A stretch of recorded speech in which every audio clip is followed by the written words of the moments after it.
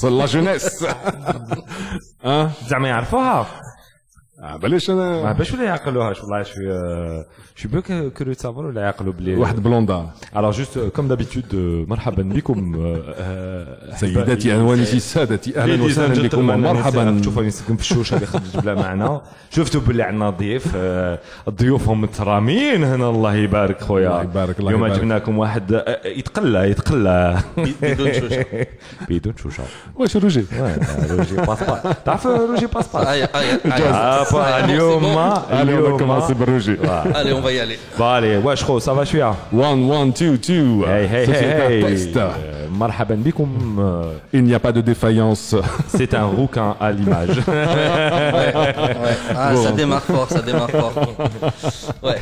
Bah, on a, comme vous avez compris, on a un super invité aujourd'hui, un copain Ruslan qui est avec nous à l'image. Vous pouvez m'adopter en appelant le 07 Adopteunrouquin.com. .dz. Alors, je partagerai le lien Talmosera comme d'habitude. C'est un kiff. C'est une autre chaîne que j'ai l'habitude d'écouter les bouchons en arrière. Et j'espère que YouTube va pas nous censurer, bien évidemment. Alors, qu'on est censuré, on a fait Hadi, c'est qu'ils sont champions du monde parce que c'est un cover de Britney Spears repris par une certaine India. Harry, si tu veux. Non. Mais une Harry, c'est une Scarney, que j'écoute sur une chaîne qui permet de découvrir plein de nouveaux musiciens et que ça force le respect. Et on a le musique. Bon, انتهت المقابلة. خلاص نروح للدار. Non, on commence ce nouveau match avec notre ami Ruslan. Shoot. Est-ce que tu es timide? Ouais, c'est surtout, tu sais, je suis rouquin, je suis timide et donc en tant que rouquin timide, je rougis quand. Mais ça se voit pas parce que tu es rouquin. Non, au contraire, je rougis encore plus. Donc c'est très lot. Bon. Yeah, bienvenue parmi nous, Ruslan. Merci. Heureux d'être parmi vous, les amis. Heureux de t'avoir avec nous. Alors, Karim, مش حنكسر اليوم. Écoute, moi, قولوا لي بس ما تطوليش en fait. ما نقولولكش راني c'est فري toujours ستايل. ما تبهدلناش الناس يجيب لهم ربي حنا ساريو منظمين شحال سيريو شحال منظمين. ميتين بالساريو. Non mais c'est une prouesse d'arriver à faire une émission comme ça en étant aussi peu sérieux. Je dirais même aussi très peu sérieux en traitant de sujets aussi sérieux. Et je crois qu'on arrive à faire, vous arrivez à faire parvenir le message et c'est très bien. On a des invités de qualité, mon ami, très cher ami. Tu peux lâcher ton... On va être à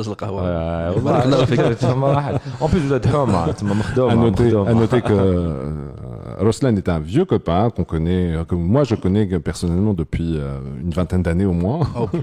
Un peu plus. Nous avions eu le plaisir de nous... Enfin, merci. On s'est connus à l'époque où j'étais encore étudiant à la fac. Lui aussi était étudiant à la fac. Tu étais à quelle fac déjà? L'ESC, toi? J'étais à l'époque, l'école supérieure de commerce. L'école supérieure de commerce. L'école supérieure de commerce. Moi, j'étais à l'INC, l'Institut national de commerce. Et ensemble, nous participions une fois par an à un tournoi international. Non, le sport, le handball, volleyball, etc. Mais tu vas me laisser finir mon histoire. C'est un module, l'INC. Voilà, polytechnique. Compte 5. Je demande le 5e amendement.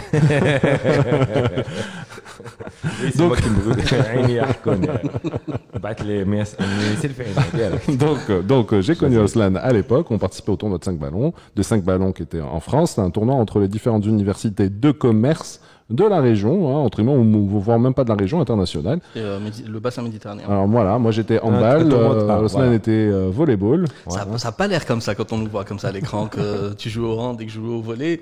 Et pourtant, bon, après, comme tu l'as dit, ça fait plus de 20 ans. C'était une autre vie. Je suis désolé. Non, c'est les caméras, Excuse-nous. Karim, oui, quelque chose à dire? C'est les caméras qui font ce que vous voyez. Nous, on n'est pas comme ça. Hein. On a des racks. Non, on était à l'Agda. Aujourd'hui, Ruslan, pour revenir à notre sujet, notre sujet qui est entre guillemets Ruslan et l'aventure entrepreneuriale qu'a menée Ruslan depuis quelques années. Est-ce que tu veux bien nous parler de toi, mon ami? Who is Ruslan? Bon, donc rouquin, comme vous l'avez dit. Ouais. Plus sérieusement, alors je suis dans la tech depuis. Je vais fêter mes 18 ans de carrière le 2 janvier. Donc, je suis passé par différents... j'ai eu d'abord une carrière dans des multinationales, notamment dans la téléphonie mobile. 18 ans, je sais faire, Marc. Le 5e amendement. Donc, non, j'aurai 42 ans l'année prochaine, en février. Inch'Allah, mashallah. Je suis un natif de 78. Je sais, je fais pas mon âge. Donc, c'est l'un des avantages de la technologie. Donc, j'ai travaillé en fait pour des opérateurs téléphonie mobile. Tu peux citer les noms, hein. Enfin, vous êtes les deuxièmes à me faire la remarque. Tu vois, je suis formaté en fait à ne pas citer les noms. Donc, j'ai bossé à Jay-Z pendant 8 ans. Quoi Arrête. Trop tard. Oui, Jay-Z, ouais. Pendant 8 ans, j'étais en stratégique planning et business développement. Ouais. Bah, j'ai quitté 10 jours après Omdurman. Non, c'était pas ça. Non, Nef, c'était de pouvoir mettre en fait des posters à l'équipe nationale dans les couloirs de Jay-Z, alors que ça venait d'être repris en fait par un management qui était à l'époque égyptien, à qui ça plaisait pas beaucoup, mais on s'en fout. Ça me tente les Algériens. 1, 2, 3, vive l'Algérie. Je rappelle à tous ceux qui veulent bien le comprendre que Jay-Z demeure une société de droit algérien et donc une société nationale. T'as vu qu'il fallait pas citer. Tu cites. Ce n'est pas une société égyptienne. Aujourd'hui, mettre Djedj parce que c'est une société un peu russe. À peine. À peine russe. À peine un petit missile. À 49%. À peine, pas plus. 49%. Un petit missile, bim. Donc plusieurs années, donc 8 ans chez l'opérateur mobile. Chez l'opérateur Jay-Z. Ensuite, je suis passé par différents postes, notamment dans la gestion de projet, puis dans la commerciale, la gestion de projet, et ensuite dans le strategic planning et le business développement. Donc la stratégie globale de l'entreprise. غير les mots اللي يخلعوا. كانت عندي واحد لاكارت دو فيزيت تاعك معمره بواحد لي مو هكذا شغل بيزار. Ça faisait تخلع بصح ما كان والو. Et ensuite j'ai rejoint après Omdurman, j'ai rejoint Microsoft en tant que directeur marketing, toujours en Algérie. Et après j'ai pas fait long feu. C'était très très différent. C'était deux mondes qui étaient totalement différents, deux modes de fonctionnement qui étaient totalement différents. Et donc, c'était une expérience sympa, mais pas la meilleure dans ma carrière. Ensuite, je voulais me lancer dans l'entrepreneuriat et chemin se faisant, il y avait un collègue à moi qui était en Iran, en train de bosser pour le lancement vers le premier opérateur 3G en Iran, qui s'appelait Tamine à l'époque, qui s'appelle Raitel aujourd'hui, qui m'a appelé, qui un jour m'a dit, écoute, j'ai besoin d'un directeur de la stratégie commerciale, est-ce que ça t'intéresse? Oui, banco. Donc je me suis retrouvé en Iran. Voilà, je me suis retrouvé en Iran. Voilà, قلت لك ما تعرضوش خدم عند المصريين ومن بعد راح لإيران تما انت حاب يدونا الحبس فوالا تحبس non كان بير ومن بعدك je suis revenu d'Iran. J'ai travaillé, j'ai lancé la société. Attends, combien de temps en Iran déjà? Je suis resté 3 mois. T'es resté où? Je suis resté 3 mois à Téhéran. Ah, c'est une mission en gros. Alors, profitons, il n'y a pas beaucoup de gens qui viennent, qui ont vécu en Iran, qu'on invitera ici, je pense. Alors, comment c'est Téhéran? Écoute, c'est super. Il y a des choses qui sont très bizarres. Il y a des trucs qui sont... Les gens sont extraordinaires. Alors, par exemple les gens avec lesquels j'ai eu à travailler, les Iraniens, extraordinaires. J'ai aucun mauvais souvenir avec les gens avec lesquels... Et bizarre comme quoi, par exemple? Bizarre parce qu'il y a des choses où tu as l'impression que le temps s'est figé en fait dans les années 70. Et pour te donner un exemple, à l'époque, c'était quoi? C'était en 2010. À l'époque, les gens qui avaient une 206 étaient considérés comme ayant une voiture de luxe. Donc c'est pas... سمعتوني. Non, il y avait des trucs en fait, vraiment, on avait l'impression que le temps s'était arrêté. Et malgré le fait que le pays était je dirais, ils étaient plutôt avancés technologiquement, mais ils étaient très renfermés sur eux-mêmes. Bon, après, avec l'embargo, etc., c'est normal. Ils vivaient un peu en autarcie. Et donc, il y avait justement ce décalage qui était perceptible quand tu sortais dans la vie de tous les jours là-bas. Tu avais l'impression que parfois tu voyageais dans le temps en allant d'un quartier à l'autre. C'est un peu comme en Algérie. Quand tu sors d'Alger, tu as l'impression de voyager dans le temps parfois. Mais bon. Bon, et ton expérience là-bas, c'était professionnel, hein, j'entends. Ta mission, ça a été de mettre en œuvre une stratégie de lancement commercial. C'était en fait les préparatifs pour justement comprendre le marché iranien, faire justement des comparatifs et du benchmarking avec les deux opérateurs qui existaient à l'époque, faire en fait des travaux de segmentation pour les deux marchés B2B et B2C, puis commencer en fait à essayer de réfléchir sur des modes de pricing, quelles étaient les offres qu'il fallait envoyer, quel était le niveau de maturité du consommateur iranien et avec quoi est-ce qu'on pouvait éventuellement attaquer le marché. Et alors, on n'est pas en train de faire une émission spéciale Iran, mais c'est très intéressant. Et au final, puisque du coup, tu as gratté le sujet du consommateur iranien, hein, on est d'accord. Si on devait comparer le consommateur algérien et le consommateur iranien sur les telcos, puisque voilà, tu étais dans les telcos, on est pareil, pas pareil, il y a des spécificités? Alors aujourd'hui, je sais pas, mais à l'époque, on était très très avancé par rapport. En fait, il y avait deux opérateurs qui avaient deux offres, deux flat fees. Il n'y avait absolument aucun relief dans les offres marketing qui étaient faites pour Monsieur Tout le Monde. Et en fait, on pouvait vraiment s'amuser en gros comme on voulait. Okay. Donc, par contre, c'est très très similaire parce que bizarrement, le Thomann, c'était leur monnaie, était convertible. C'est-à-dire que c'était Hachem embargo. Ça, quand tu sors, tu as des Thomann, tu vas. Bon, après, la disponibilité, la devise, tu pouvais arriver avec une somme, des 900 €, 900 $. Patchwork. Voilà, c'était vraiment. Mais dans des monnaies qui, elles, étaient convertibles dans un autre pays, étaient acceptables dans des trucs. Et donc, le taux de conversion à l'époque était exactement le même dans les bureaux de change Tawham que celui au noir à Alger. Kiff. Au centime près. En conclusion, nous sommes sous embargo. Devise. Alors, le raccourci facile. Raccourci facile, mais parce qu'on avait fait un numéro spécial sur le marché de l'informel et de la devise. ما حيت نعاودوش نو لازم تعاودوه خلاص نعاودوه مي نقدروا نعاودوه باسكو يخرج واحد الكومونيكي تاع لا بنك مع كوم طاح خلاص جاست لا لوا دو فينانس فوتات دونك on pourra en reparler. Ok, on fera un numéro spécial. Par contre, ce qui nous intéresse ici, si tu veux, dans la continuité de notre discussion, c'est que, alors, moi, grosse fierté pour moi, tu es un Algérien qui a effectué une mission de conseil dans un secteur technologique particulier, les télécoms, en Iran, pour une période qui a été couronnée par un succès commercial. Oui, c'était aujourd'hui, je pense que c'est l'un des opérateurs, c'est l'opérateur leader en Iran. 1, 2, 3. Viva Algérie. Voilà, c'est cool. Donc ça veut dire même issu d'Algérie, formation, expérience algérienne, niveau international et fier de l'être. Très très fier. D'ailleurs, une petite anecdote rapide, quand on arrive... Laoulaoui. نفضلكم يا البنات. Ici, attendez pas, celle-là. Il m'a sorti du jeu.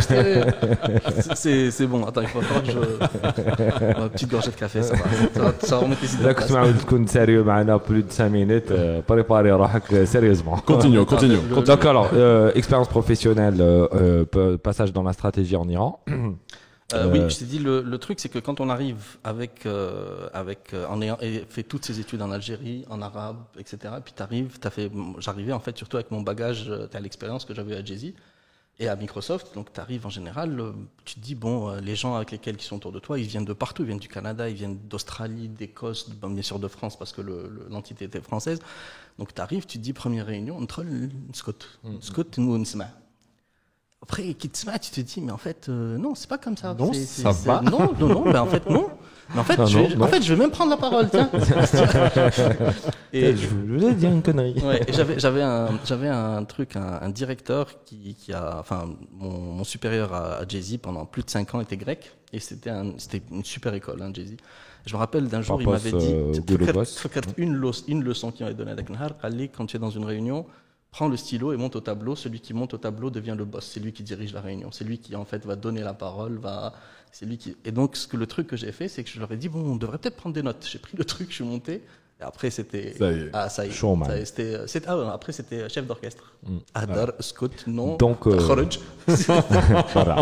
Donc, سمعتوا premier concert تاع حبيبنا أرسلان كنت حبوا تولوا شيكور في الريونيون الفتر وكتبوا في الطابلو. Comment dire شوف ما يحبوا يكونوا بوليتيكمون كوريكت انا ماشي بوليتيكمون كوريكت ديريكت نيشان 400 كيلومتر كدور في وهران. Comment te dire bon راح صح مول ليرون وين جابتك الحياه. عاودت لي للجزائر et j'ai commencé en fait j'ai lancé la société الحبيبه الغاليه et donc j'ai commencé à lancer la société et l'objectif en fait la société. Donc on est en quelle année là à peu près? Fin 2010 début 2011. Okay. Non, début 2011. Okay. Et donc début 2011, mars 2011, j'ai lancé la société. Et la société Aditanic, pourquoi elle a été lancée? Parce que lors d'un dîner une fois avec des amis, qu'est-ce qui se passe en fait? Pourquoi est-ce que qu'est-ce qu'on fait pour ce qui se passe en fait en Algérie, les problématiques de pistons, de compétences qui sont en train de partir, etc., etc. Ouais. Et puis on s'est dit en fait pas grand-chose. Donc l'objectif c'était d'abord de lancer une société pour pouvoir permettre à des jeunes Algériens de pouvoir s'exprimer dans un domaine qui était très très peu exploité à l'époque, qui était une nouvelle technologie, donc le développement, etc. Elle était faite au début pour lancer des solutions de géolocalisation. Mais donc on va éviter. C'est un match aussi parce qu'on avait parlé avec un copain qui était venu, Mahdi Nandaf, on a parlé d'IoT et dans les commentaires qu'on avait reçus sur la chaîne, des gens nous rappelaient que les dispositifs de géolocalisation, de tracking and co, de gestion de flotte, et quelque part c'était de l'IoT. C'est donc, de l'IoT. Voilà, tu étais absolument positionné de l'IoT. Il y a une dizaine d'années presque sur le sujet. Oui, mais on n'a jamais pu en fait lancer commercialement notre produit pour des raisons diverses. La première étant le cash. Le flow. Le cash flow. Ouais. Voilà. Donc, en lançant la société, j'étais contacté par. En fait, je commençais en fait à être connu chez les chasseurs de tête à l'étranger, et donc j'ai commencé à avoir de plus en plus de propositions de missions, dont j'ai refusé certaines, même pas mal, qui étaient surtout en Afghanistan, dans des pays un petit peu sur le bizarroïde. Une fois que tu as été en Iran, je te laisse indexer que tu peux aller n'importe où. Et donc j'ai sauf aux États-Unis. Attends. Non, ما تحلفش. Et donc en fait j'ai été contacté pour une mission pour Ericsson Consulting qui était basé au Maroc mais pour une mission à Alger. Donc pour un cabinet qui lui était à Londres. Donc tu vois donc sur الحكايه c'était tout un triangle des Bermudes باش à la fin تنوض من الحومه تروح للحضره عند موبيليست تخدم تعاود تولي للدار. Et c'est là que j'ai rencontré d'ailleurs Mahdi Nandaf. Ah OK. Et donc c'était une mission pour le lancement de la 3G ici en Algérie, c'était fin 2011 jusqu'à début 2012 et c'était une super mission. J'ai rencontré plein de jeunes Algériens qui bossaient, qui avaient un niveau de motivation juste extraordinaire. J'ai découvert, on a très souvent en fait des préjugés et on ne va pas vers les gens pour essayer en fait de découvrir si les préjugés sont fondés ou pas. Et finalement, je peux vous dire que le gros des préjugés ne sont jamais fondés. Objection de notre honneur, arrêtons de parler des autres, revenons sur le sujet qui nous intéresse, c'est-à-dire vous. Tu me vouves? Tu vouves. Tu le vouves. Je sais pas, j'ai sorti une phrase que j'avais dans le frigo, il y avait un vous dedans. Mon ami, comme c'est mon père là, mon fils, vous savez mon ami. Ah oui, ça sent mauvais là. Je vais me tromper في حجري معك. Voilà. Alors Oslan.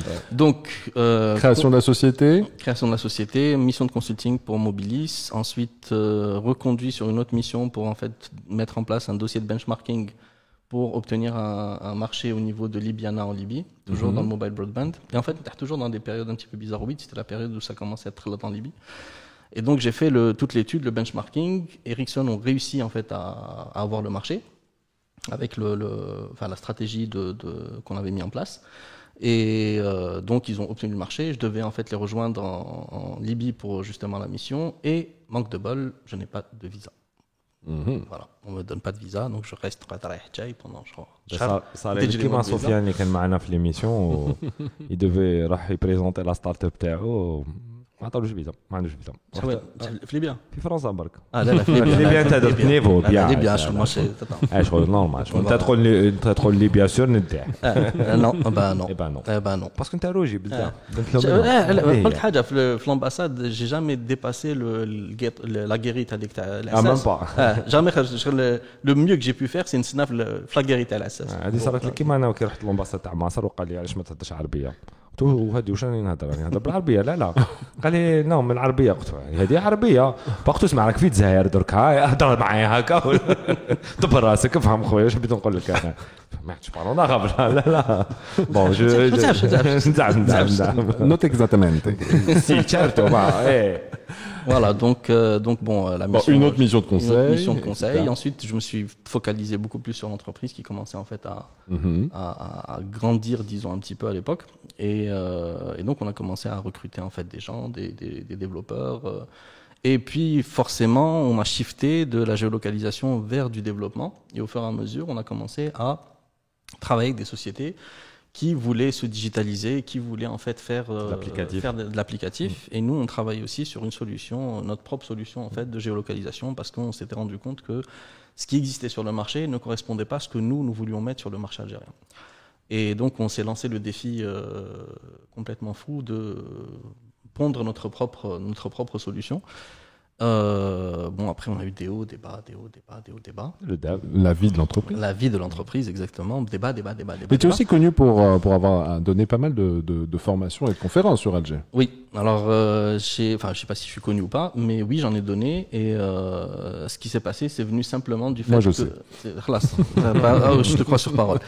Et donc, ce qui s'est passé, c'est que lors des missions de consulting que je faisais, quand on délivrait le job, les gens auxquels on présentait nous disaient c'est génial ce que vous faites, on aimerait maintenant savoir comment vous le faites. Et on n'avait pas été payé à la journée. Ouais. Et donc, on leur disait que c'était pas possible en fait de pouvoir faire les deux. Et donc, c'est revenu à chaque fois que je faisais justement des missions. Et puis au bout d'un certain temps, j'ai pris le temps, j'ai été voir tout ce qui existait comme formation spécialisée dans le secteur des télécoms, dans le secteur de la tech, etc. Et je voyais qu'il y avait des trucs qui étaient récurrents, mais qui ne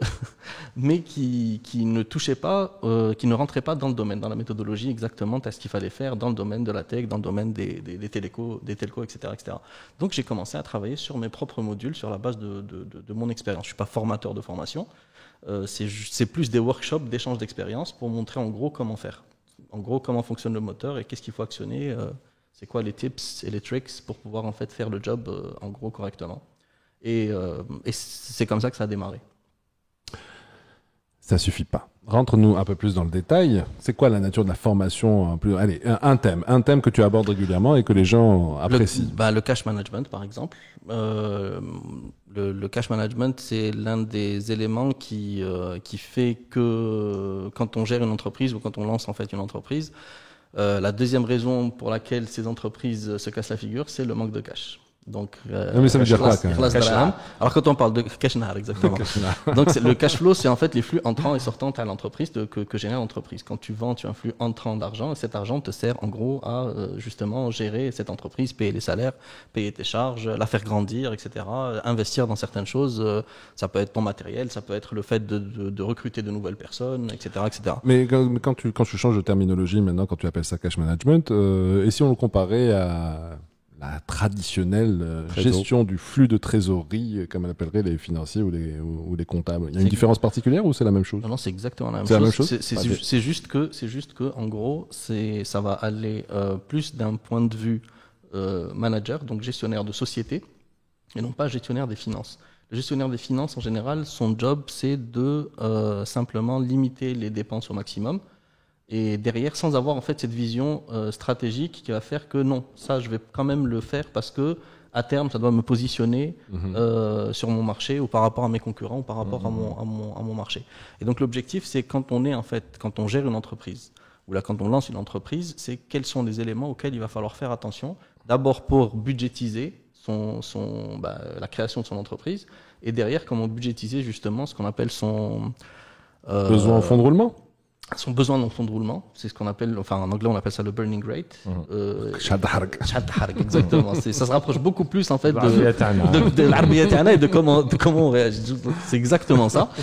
Et donc le burn rate tag, il va falloir que tu le connaisses parce qu'il n'est pas linéaire. Il va en fait avoir des hauts et des bas en fonction des périodes commerciales, en fonction des périodes pendant lesquelles tu dois payer tes impôts, tu dois payer tes salaires, tes recrutements, etc. Et donc tu refais plein de choses où tu vas devoir ajuster tes différents curseurs parce que tu n'as pas de cash qui est disponible. Et le fait d'avoir vendu ne veut pas dire que parce que tu as facturé que le cash est disponible. Parfois, tu peux facturer, mais le cash ne rentre pas. Karim a une question là. Je sais pas. J'ai vu dans tes yeux que tu avais une question à lui poser. En fait, pas une question, mais tu sais, j'ai été, moi aussi par ma vie professionnelle, j'ai été confronté au cash flow management.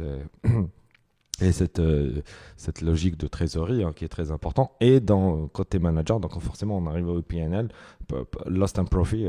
Profit and lost. Ouais, exactement. Et c'est là où en fait forcément on se constate quelque chose de très important. C'est comme dans le project management. Je me rappelle moi quand j'avais fait ma toute première formation en 2004-2005 au project management à Paris, je le faisais par curiosité parce que c'était à la mode à l'époque où je travaillais project manager sur et مع الوقت en fait c'était une fonction en entreprise où là en fait un skills, une compétence. C'est ça. Et aujourd'hui en fait لحقنا الوقت où كيما قال مقبل كريم قال لك c'est le comptable. Alors déjà c'est pas le comptable dans l'absolu parce que la trésorerie c'est plus de l'analytique, c'est en temps réel, alors que le comptable lui il est plus dans le statique. Et donc c'est en temps réel le cash flow management et la trésorerie.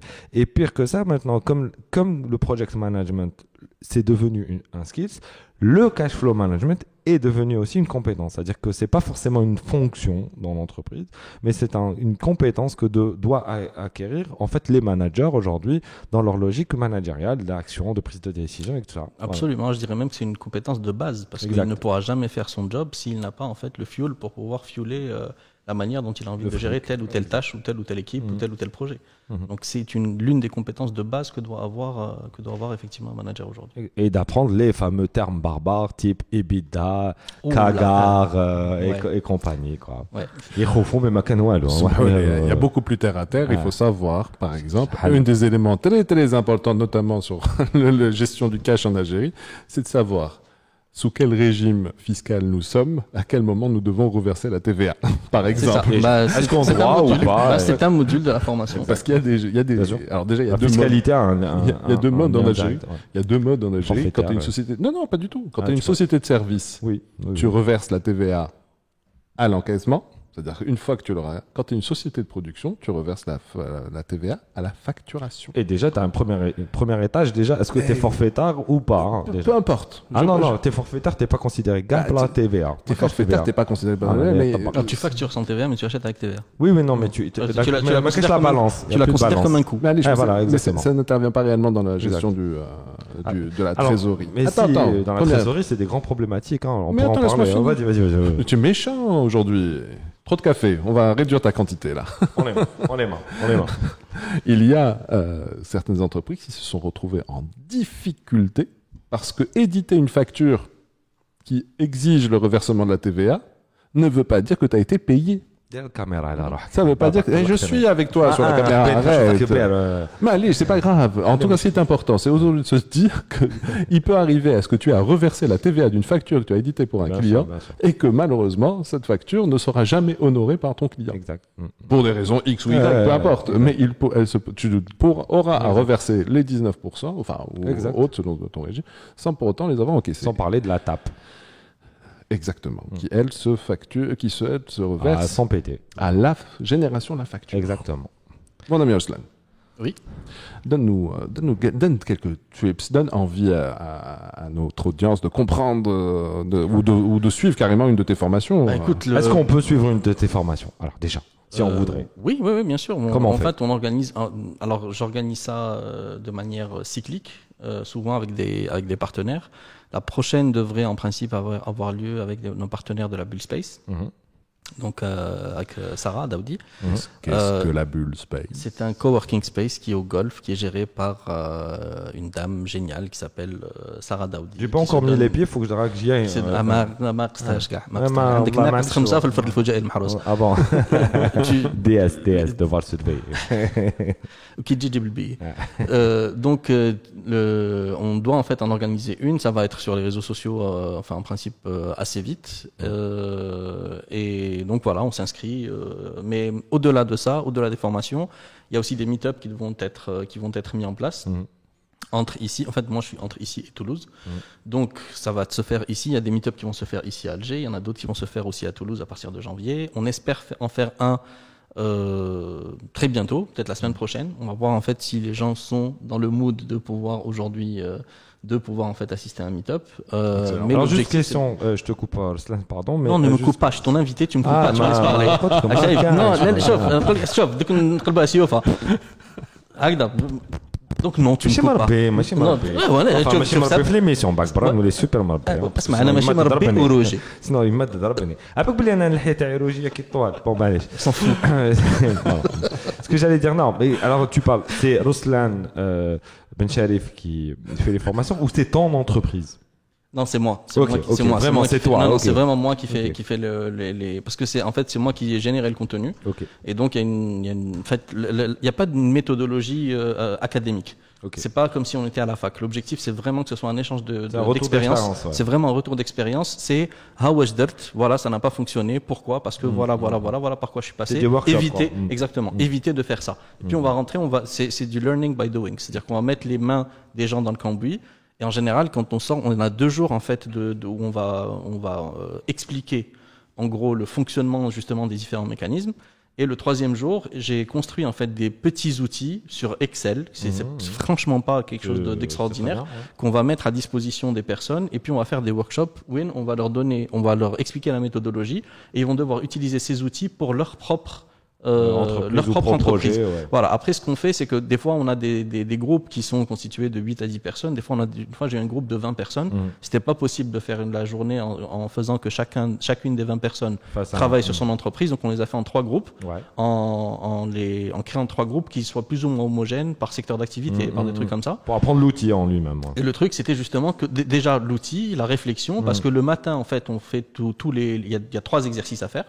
Donc, il y en a un sur les flux entrants, un sur les flux sortants, un autre sur les flux entrants, et puis ensuite sur justement la différence entre les deux, et puis comment est-ce qu'on doit en gros déplacer nos investissements ou déplacer nos différentes manières en fait de gérer notre société, parce que forcément toute gestion implique du cash, et derrière de venir de l'exposer et de nous expliquer pourquoi en utilisant comme support les différents outils qu'on met à disposition.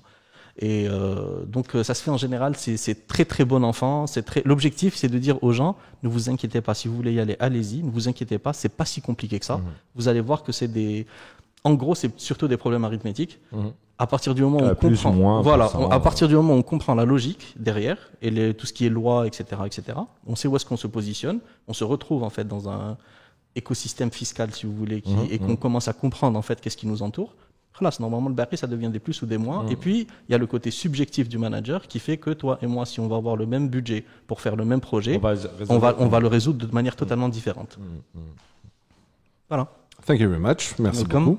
Un autre sujet qui est intéressant, alors, parce que juste pour ajouter quand même, c'est un sujet très important. Bon, ça permet aux managers de prendre des décisions, parce qu'en fait, quand on fait sa trésorerie, ça génère beaucoup de data.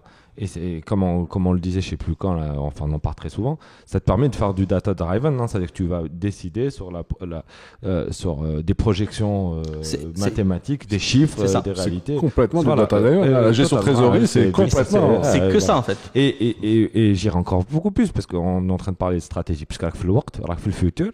Donc ça te permet de mettre en place ta politique commerciale, ta politique de recrutement, ta politique de communication, toutes tes politiques. Donc c'est très très très très important d'apprendre à faire un peu de trésor, donc à faire du cash management pour le dire un peu plus à l'anglo-saxonne.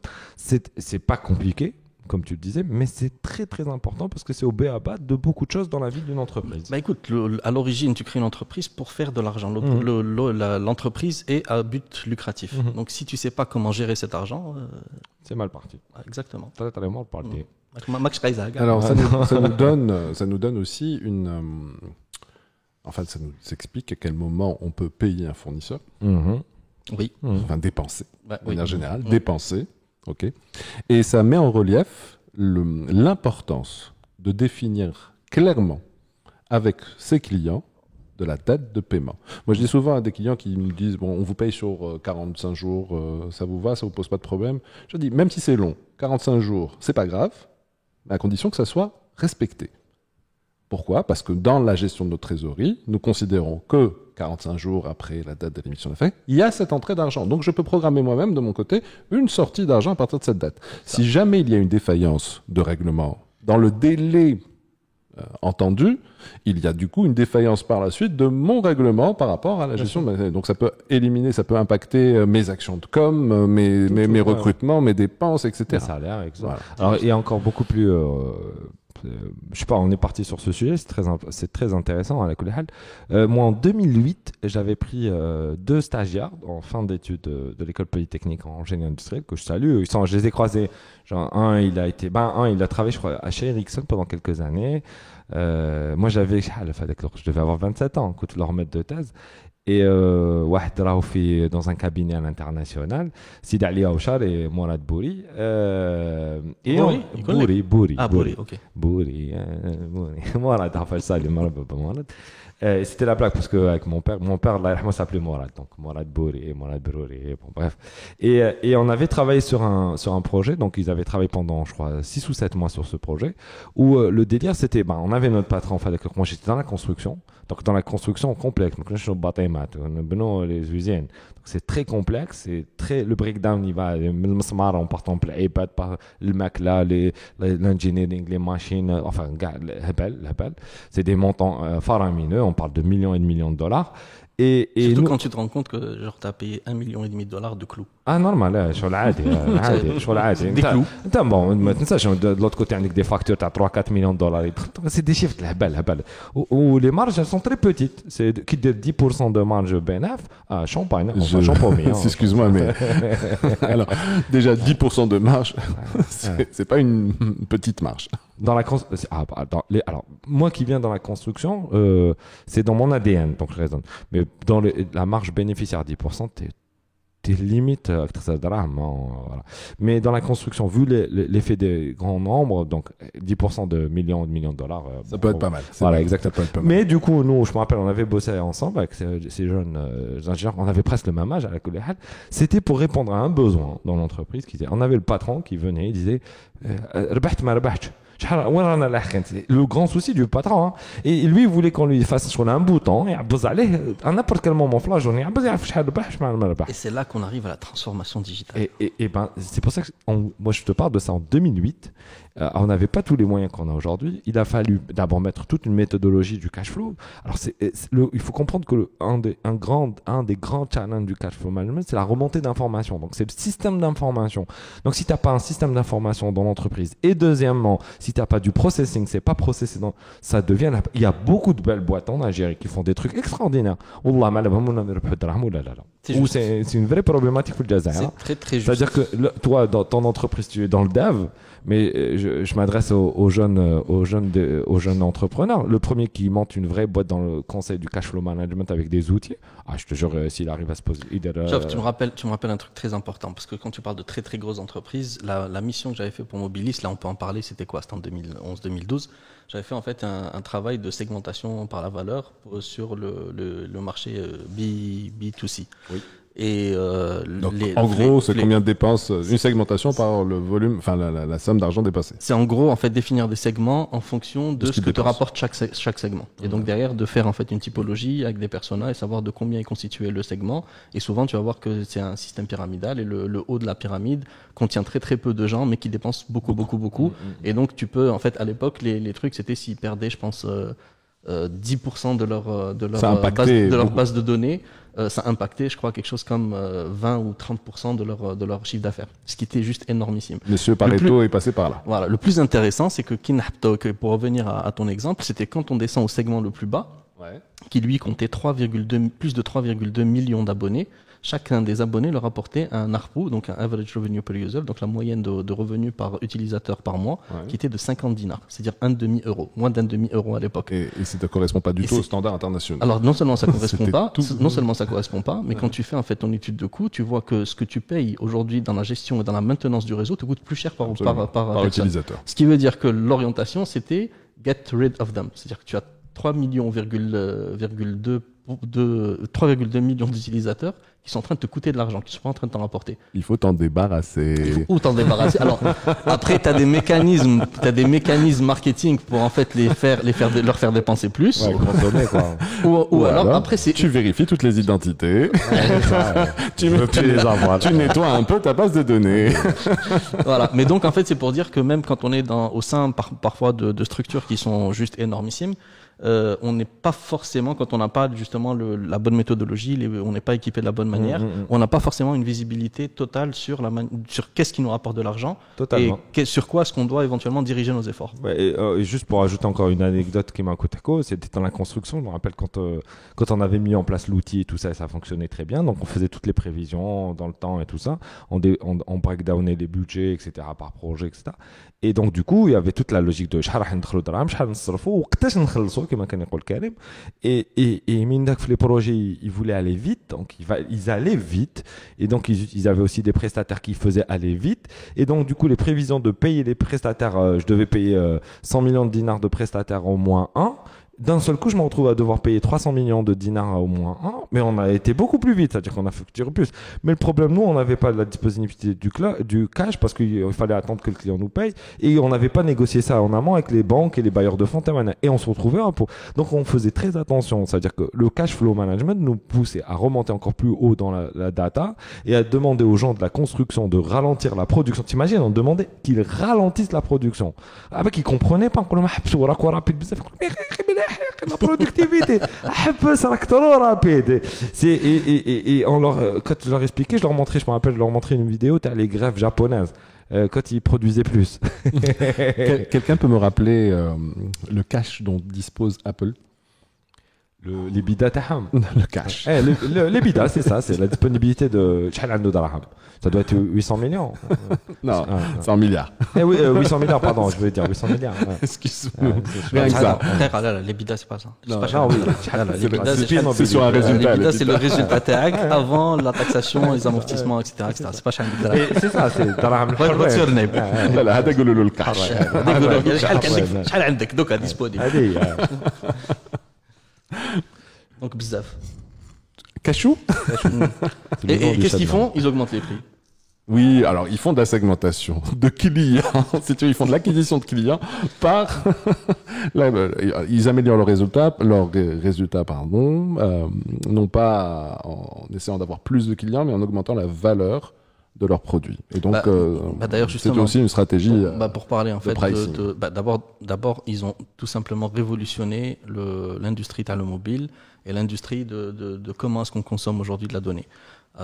Depuis l'arrivée en fait de l'iPhone en 2007, notre rapport au téléphone a totalement changé. C'est-à-dire que le téléphone a depuis remplacé une multitude de produits ou d'appareils qu'on utilisait.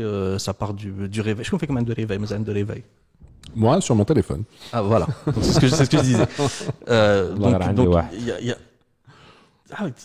il faut que je vienne voir chez toi, en fait. Bien sûr. On dit le reportage. Musée du Bardo.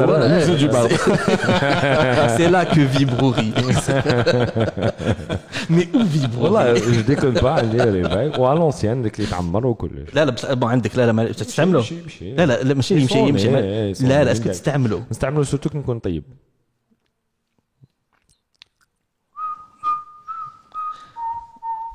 Bon. Avis à ces dames. Ce n'est donc pas un réveil.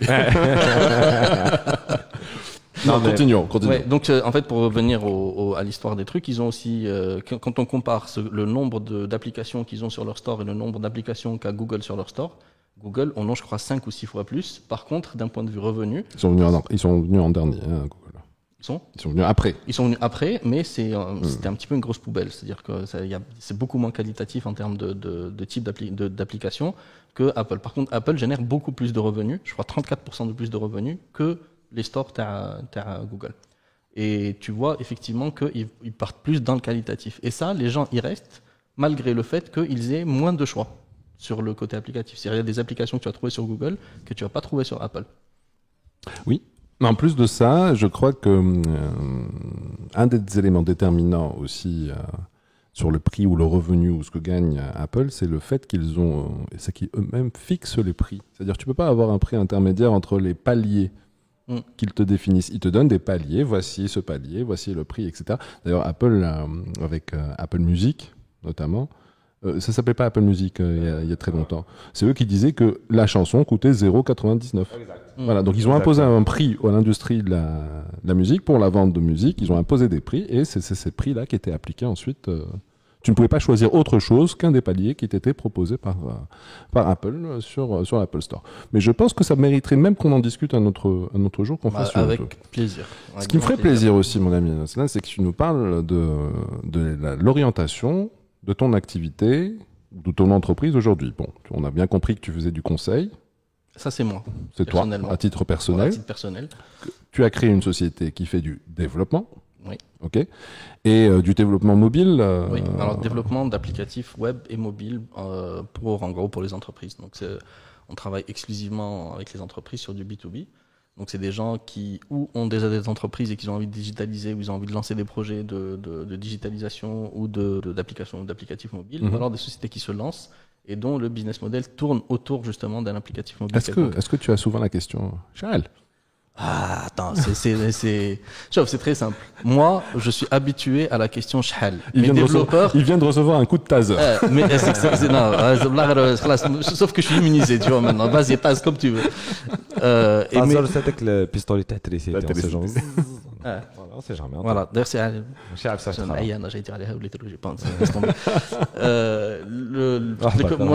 moi, je suis habitué à cette question. T'as les clients et mes développeurs sont habitués à la question. Je veux une date, une deadline. Ça sera fait quand, tu vois. Et par contre, sur le Lousmo, tu as t'as des questions en fait les gens aujourd'hui veulent faire une application mobile et ils pensent que toi, on peut en parler en fait. Vous êtes tous les deux dans le domaine. Et parce que c'est tout petit, parce que le truc qui revient le plus souvent. Tu lui dis, vous savez exactement ce que vous faites, vous avez un cahier des charges. C'est très simple. Le truc qui va revenir, cette phrase, elle est assez très simple. D'ailleurs, s'il y a parmi les téléspectateurs des gens qui veulent lancer ces applications mobiles, réfléchissez avec vous. Je suis sûr que si vous dites, oui, voilà ce que je veux qu'elle fasse l'application mobile, vous allez dire, oui, mais c'est très simple. Je vais vous l'expliquer en deux temps, 3 mouvements. Sauf que si on va un petit peu plus loin, parce que faire une application mobile implique, si elle est online, parce qu'on peut faire des applications offline qui n'utilisent que les ressources du téléphone, mais qui n'est pas connectée. Native. Voilà, va faire que, par exemple, tu peux aller sur des applications qui, elles, vont être connectées. À partir de là, il va falloir une infrastructure serveur. Il va falloir décider de si vous voulez la faire sur les deux plateformes, c'est-à-dire sur de l'Apple et de l'Android. En natif ou en cross-platform. Alors, natif ou cross-platform, après, ça dépend. En général, gars, pour les cross-platform. C'est des choix de développement. C'est des choix de développement. C'est là où on arrive, on dit oui, mais on a fait une étude, nous, sur tout le marché algérien. 95% des Algériens sont sur l'Android. 97. Tu es sûr de vouloir le faire? Nous, on l'a fait l'étude, hein, je déconne pas, sur une vingtaine de wilayas qui a engagé à peu près 2500 personnes en face-to-face, donc c'est une vraie étude sérieuse. On le voit là, l'étude. Axel, tu le veux pour les deux? Je connais. Et ben tu sais, oui, mais les patrons ont des iPhones. Ouais, mais c'est parce que حبوا يشري ولا حبوا يشوف باللي هو راهو تماك. قولوا est-ce que tu estimes que le coût اللي راك حاب ديرو باش هو يشوف nécessite هذيك الشوفة. Donc c'est des vraies questions aujourd'hui. C'est qui m'a dit تبان لهم سهل. Sur le site web quoi. Mais en fait les gens aujourd'hui, quand tu vas sur un site web, tu cliques sur un bouton et que tu télécharges un document ou là que tu rentres, que tu remplis un formulaire quelconque, ou là les gens pensent que voilà, c'est simple, il va venir, il va mettre un formulaire. En fait, on a tendance à comparer ça avec ce qu'on utilise, les trucs qu'on utilise en général qui sont digitalisés, Word, Excel, PowerPoint. je veux faire un truc, je vais faire glisser des machins, ça va prendre 2 heures maximum, tu peux pas me facturer ça 4 millions de dinars, c'est pas possible. C'est pas comme ça que ça fonctionne. C'est gars kiff. C'est pas, je dirais après, il va falloir penser justement, tu as parlé des 2 plateformes, oui, mais dans chaque plateforme, tu as ce qu'on appelle l'obsolescence programmée. Sur Apple, ils sont très très forts sur ça, mais tu vas avoir des versionnings d'OS. Et ce versionning d'OS, si tu pousses plus loin, je ne sais pas si tu l'as fait ou pas dans ton étude, mais tu vas dire on a 97% ou la 95% d'Android, mais sur ces 97%, il y a tant de pourcentages qui sont sur la dernière version, donc Android 10, Android 9, Android... ما نحبش نحكي بزاف باسكو قلت لك انا عندي بروبليم الناس يقول لك كريم قرنيط يعرف كلش دونك من داك جي فيت نقول واش نعرف. Moi je اسمع la connaissance ou le peu qu'on sait doit être mis à disposition de tout le monde. Hier, j'ai vu un putain de documentaire. Comment te dire C'est vrai. Il était comment le documentaire? Comment te dire Non, mais un truc. Moi, je sors du coq à l'âne. Avant que justement que tu passes du coq à l'âne. Juste pour dire non, ce que j'allais dire, c'est que ce que disait. Il parlait d'application. Oui. Non, je reviens sur le documentaire. Non, pas de documentaire. C'était un documentaire sur les applications. Voilà, c'est ça, exactement. Et en fait, il parlait. J'ai pensé à le documentaire parce que plusieurs disciplines, ça m'a fait penser à Fibonacci. Bon, bref. Bon, comment te dire Mais en fait, ce que est en train de dire Ruslan, déjà, c'est des discussions qu'on a très souvent en ce moment par rapport aux applications et tout ça. Nous, on a développé des solutions en marque blanche. Déjà, une application de 15 000 à 20 000 euros, c'est pas possible. C'est pas possible. هذه juste باستخدم V1 تاعك la première version, je dirais même V0 la bêta exactement. ومن بعد انت كي تبدا تاميليوريها راح تطلع لك entre 35 000 et 45 000 dollars. Je parle en dollars, c'est mieux hein. Non mais après qu'est-ce qu'il y a dedans? Alors, c'est de l'applicatif réel là. C'est pas, mais c'est quoi? C'est pas juste. Je vais avancer. Et le plus dramatique dans tout ça, que les gens oublient, c'est que les applications mobiles, comme tu le disais avec les problématiques de versionning, pas que juste à les OS, parce que généralement quand tu as une application, tu vas utiliser d'autres technologies où tu n'es pas propriétaire. Parce que c'est la logique aujourd'hui sur la plateforme. Tu vas développer un SaaS, tu vas utiliser des API, etc., etc. Donc au final, tu es obligé de faire de la maintenance. Donc tu dois suivre l'évolution des technologies que tu utilises pendant que ton application est donc tu es en train de faire ce qu'on appelle du DevOps. Donc فهمت déjà راح تسقم لك هي 45000 ومن بعد رد بالك لازم تزيد تخليه عباد يعسوا اون بيرمانونس ويسقموا اون بيرمانونس. تسمى اون ابليكاسيون سي شغل كلي شريت ان كاميون سيمي رومارك دو ترونسبور راح تخدم تاع قلب الشركه تاعك هي لا ليفريزون وهذاك الكاميون عنده شوفور. شريت الكاميون قوه باسكو راح دير هذوك لي طراجي وطريق دايره هكا ودوك خيرتو ماشي نابورت كومون وراح ترفد السلعه هذيك. ومن بعدك لازم لك لي ميكانيسيان يوقفوا عليها ودير لا مانتونس تاعها وكون غدوه تكبر. لازم تكبر لو نوم دو كاميون تاعك وكون غدوه يكثروا les clients تاعكم ما كاش طرقه ما خصش تلحقهم. Enfin, c'est exactement c'est une industrie. Et ça coûte beaucoup d'argent. Donc c'est pas du jeu. Après il y a des astuces pour faire une application à 2 balles qui coûte quand même dans les 2 millions ou 3 millions de dinars.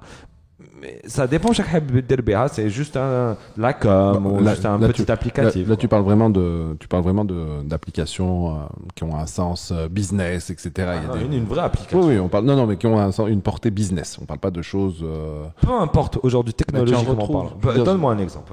Je te. N'importe, vas-y.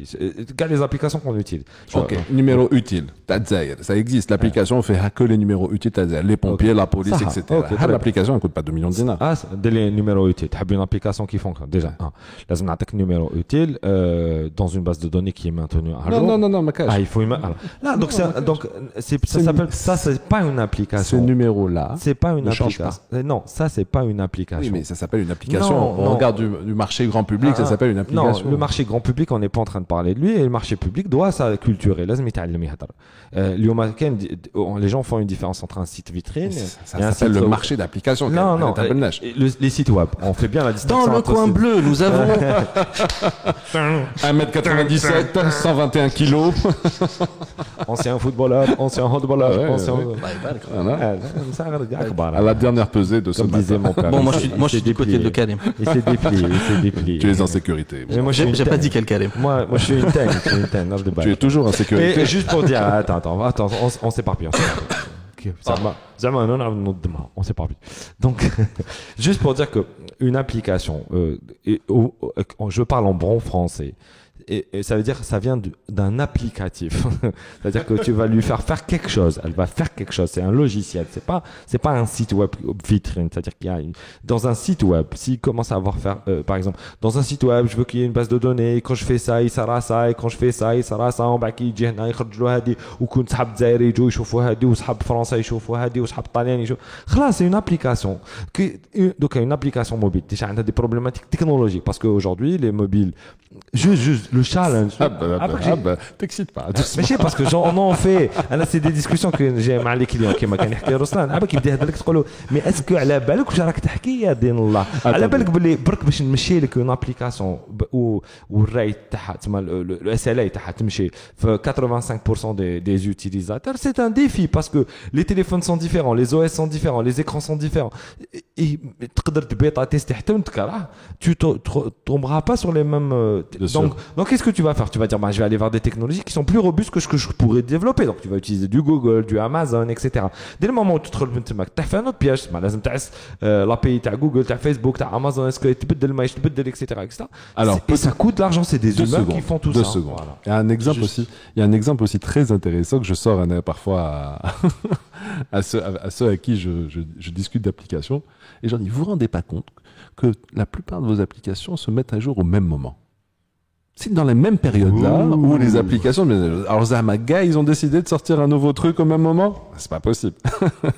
Et donc, c'est comme ça qu'on prend connaissance que finalement, ce sont les OS qui se mettent à jour et que tous les développeurs reçoivent des alertes qui leur disent, tu vois cette fonction?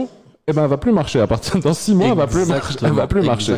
Donc, ce que tu faisais, tu vas le faire avec une nouvelle fonction qui s'appelle ça, qui fait en plus ça et ça. Et arrange-toi pour ça que Facebook pour l'utiliser. Non, mais au-delà de ça, tu as aussi de nouveaux, je sais pas si vous avez remarqué, mais sur les 4-5 dernières années, tu as de plus en plus de nouveaux constructeurs qui sortent. Ouais. Les OnePlus, les, moins de plus parce que je suis fan, mais je veux dire, il y en a qui une arme, les trucs. Chacun arrive avec sa surcouche. Exactement. Alors, باش يفهموا الجماعة, تليفونات كي تشراهم اندرويد, عندكم لا باز تاع الاندرويد تسمى شغل الويندوز تاعو سي جوجل اللي يخدموا, ومن بعد كل واحد زعما واحد اسمه سامسونج والاخر اسمه هواوي اوبو وان بلس ما باليش راح يخدم لك الاو اس تاعو من فوق كيما هواوي ما عرفتش اسمه كل واحد او اس ماشي سوركوش. C'est une surcouche, mais c'est son OS à lui, c'est son OS. C'est sa surcouche à lui. Et ça crée un OS. Alors plus parfois ça crée des conflits. Voilà, plus يحب زعما يكون قوة وحده هو وحده في الأمر, plus راح يخربط فيه, plus يولي سبيسيفيك ويبعد en fait على الOS d'origine. لا سوركوش تاعو شغل تبدا تسمع شغل كل مطرح فوق مطرح, ويبدا يسمع دان سوركو تالمون سمين هو مخدوم بلا بونج قديمة هذه وتحتى بقوة ونشوف. دونك انت تبدا تجي تخدم تاع الكود ديالك مخدوم على لا باس تاع اندرويد تاع جوجل, مي هو دار تالمون سوركوش كم انت ما تفهمش, دونك يوقعوا المشاكل وما على بالكش ما باوشو. Après tu as dit là tu es sur le côté purement mobile, mais derrière tu as aussi le côté serveur. C'est comment est-ce que tu vas gérer voilà. T'as des API dans des serveurs que tu appelles à travers ton application, qui vont te rendre en fait des outputs, qui vont aller chercher dans ta base de données. Ça dépend comment est-ce que tu structures ta base de données, quelle taille elle a, elle fait une table de données. Est-ce que c'est des tables de données ou là c'est un cube de, enfin je veux dire. Est-ce que tu donnes ma SQL, non SQL, s'il te plaît, s'il te plaît. Je sens que c'est un sujet. En fait, vous êtes en thérapie. Vous êtes en train d'exprimer toutes les frustrations liées. Non, je te jure, non, là c'est pas une frustration. C'est pas une frustration. C'est juste que moi à la rigueur je trouve ça normal parce qu'aujourd'hui l'économie mondiale est en train de shifter vers des solutions technologiques. D'ailleurs on voit que les leaders sur des secteurs d'activité spécifiques pour aller plus simplement, Uber est la plus grande société de taxi au monde, elle n'a pas un seul véhicule. Airbnb est la plus grande chaîne d'hôtels au monde, elle n'a pas un seul appartement qui lui appartient. Par contre, ils ont Uber ont quelques véhicules et Airbnb a construit un truc. Moi-même, mais t'as raison. C'est juste parce que la critique. Non, c'est pas vrai. Mais en gros, de toutes les manières, même s'ils en ont, c'est pas ça qui génère le gros de leur chiffre d'affaires. Donc, on est en train de shifter vers un truc technologique. Les gens aujourd'hui comprennent, les gens qui comprennent ça, peuvent comprendre qu'il y ait un intérêt à aller vers une solution technologique sans comprendre comment fonctionne la solution technologique. J'allais te dire, faisons l'analogie. C'est pas lui qui me coupe ses droits. Non, faisons l'analogie. Je te tends une perche, mon ami, je te donne une analogie à faire avec la partie cash management ou la cash flow, etc. Finalement, une société taxi, quel est son asset? Taxi traditionnel. C'est son parc. C'est son parc. Quel est l'asset aujourd'hui d'un Uber? Bien sûr, c'est son application. C'est son applicatif et ses utilisateurs. C'est même pas de la tech. C'est pas sa tech, c'est la tech qu'il a. Parce que Uber est une start-up technologique, mais elle n'est pas technologique, elle utilise la technologie. Grande différence. Google est technologique, elle développe de la technologie. Uber utilise la technologie. Donc, il a intégré la technologie dans son business model. Après, il développe son outil, mais... c'est un business model qui repose principalement sur la technologie, mais il qui pas permet fabriqué. De mettre... Si, c'est eux qui ont... C'est leurs développeurs qui ont développé. Non, mais ils n'ont pas fabriqué... Ils n'ont pas fabriqué un code, un langage. Ils n'ont pas fabriqué... Non, le nombre de sociétés qui fabriquent des langages, je veux dire, ça se compte sur les doigts d'une main. C'est pour ça, il faut faire très attention. Mais il y a certains qui développent des algorithmes. Donc, alors tu peux pas tu peux pas être une société qui fait dans le développement sans développer d'algorithmes. Non. Impossible. Je parle d'un algorithme qui m'a à Google. Ça veut dire quoi? Un algorithme qui m'a à Google. Google ont inventé ils ont des algorithmes qui gèrent leurs applicatifs à eux parce qu'ils ont des fermes de serveurs qui sont plus grandes que certains pays que je connais, mais ils ont aussi inventé des langages de programmation, des standards de programmation pour justement que en gros la valeur ajoutée qui va être apportée par le développeur qui lui va utiliser leur technologie pour essayer de développer son idée à lui qui, elle, va permettre d'amener une valeur ajoutée à l'utilisateur final. Je veux dire, la chaîne de valeur, ils sont positionnés sur la chaîne de valeur en début de chaîne. Un Uber, il est positionné en milieu de chaîne. Il va utiliser des technologies Google parce que la map, parce que le tracking, etc. Il va utiliser des technologies Apple. Parce que c'est aussi sur Apple et dans les marchés dans lesquels ils vont, c'est des marchés qui sont à très fortes. Apple partenaires. Voilà, exactement. C'est à très les parts de marché de Apple sont juste énormissimes. L'américain, le français, la Suisse. Déjà au map d'offre américaine, tu peux pas. Après maintenant c'est mondial. Maintenant c'est mondial. Mais quand tu vois par exemple qu'ils ont lancé d'abord Uber pour le déplacement, ensuite ils ont lancé Uber Eats pour justement des gens qui se déplacent à vélo et qui vont te livrer en fait ils ont aussi Uber Bike qui est le vélo wahdo. Voilà, et là ils ont Uber Copter. Exactement. Donc effectivement, ils ont une façon disruptive, entre guillemets, un business model disruptif qui font que tu vas atteindre un niveau de service qui est plus élevé en le payant moins cher que si tu utilises le même service de manière conventionnelle. Mais c'est grâce justement à cette technologie qui fait qu'aujourd'hui, ils peuvent justement shrinker les coûts, baisser les coûts de manière assez spectaculaire. Et c'est ça qui fait qu'ils se positionnent, si tu prends une matrice de positionnement, ils vont se positionner dans des services qui sont à haute qualité, à haute valeur ajoutée, à un prix qui devient accessible par une plus grosse frange de la société. Donc à partir de là, ils font des économies d'échelle et puis ils génèrent effectivement beaucoup plus de revenus parce qu'ils touchent beaucoup plus de monde. Et d'ailleurs, c'est ce qu'on appelle l'ubérisation, ça devient un autre terme. C'est une connotation négative, mais on en reparlera. Alors je rappelle je rappelle que nous sommes à 1 heure d'émission, donc à mon avis, il y a 2 solutions. لا ونحبسوا نديروا ان دوزيام نيميرو ونكملوا سو نيميرو ندير لاكتواليتي تاع خونا رسلان في الاسابيع القادمه وين نقدروا نتلاقاو به كاش فورماسيون كاش بروجي كاش بارطاج واش دير في السيركولاسيون كيما موالف نسقسوا كاع الجماعه واش دير في السيركولاسيون رسلان. Vous voulez vraiment savoir? Ouais, bien sûr.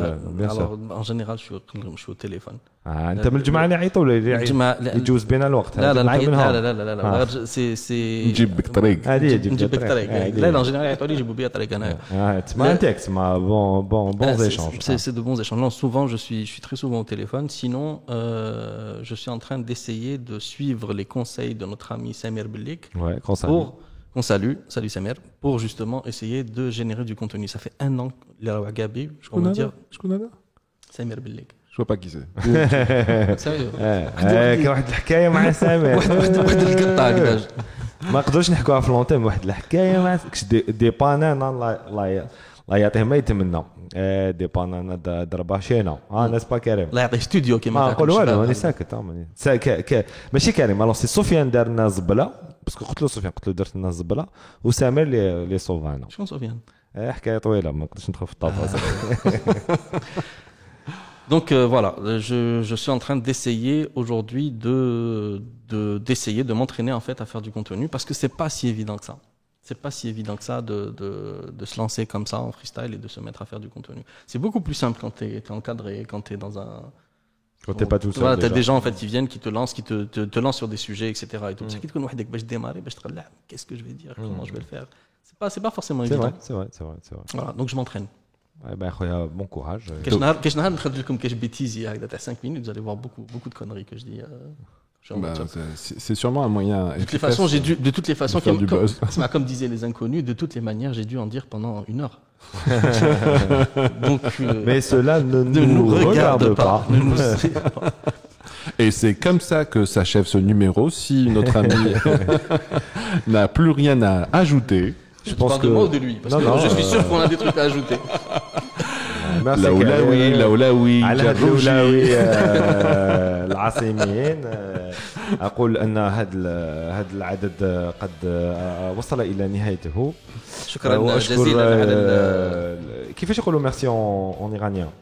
شفت شويه كش ما تخلمت ولا والو كاين سلام خوبي سي سلام تقعد بها زعما بلاطنا مكاوري ولا شنو خوبي واش معناتها خوبي صافا صافا واش هذا واش فات خوبي هي après les autres mots je peux pas les dire à l'antenne bien sûr والله واش تعلم هاي كيفاش نقول لكم en bon algérien comment vous expliquer comment vous dire اخويا tu nous feras un petit message الكلمات اللي لازم تعلموهم كي تروحوا والله c'est un pays à visiter والله c'est un très beau pays. Franchement je recommande justement là d'aller, c'est un très très très beau pays et les gens sont très accueillants. Ils sont vraiment très très accueillants. Moi j'ai eu l'occasion d'étudier avec un Iranien à Paris, c'était un gentleman que je salue, je sais pas où il est sur la planète maintenant, mais que je salue. Il s'appelait Amir. Merci beaucoup. Merci les amis. Ruslan, merci beaucoup. Merci à vous. Ro, tu nous dis ciao comme d'hab. Oui, on laisse faire le rouquin. Tu veux nous dire ciao? Alors, le rouquin, dis-nous ciao. D'accord, alors il y a un truc que j'avais lancé qui avait fait un tabac, c'était bisous khlas. Bisous khlas. Alors, bisous khlas, ya khoya. Allez, bisous à vous. Merci de nous avoir écoutés. Merci d'avoir écouté Ruslan. Ruslan, merci d'avoir été avec nous. Avec plaisir. Mon ami Karim Rouri, toujours un plaisir d'être à tes côtés, d'animer ce genre de choses. Nous donnons rendez-vous pour un prochain épisode. Ciao, ciao, ciao. Salam. C'était 2K Airwise.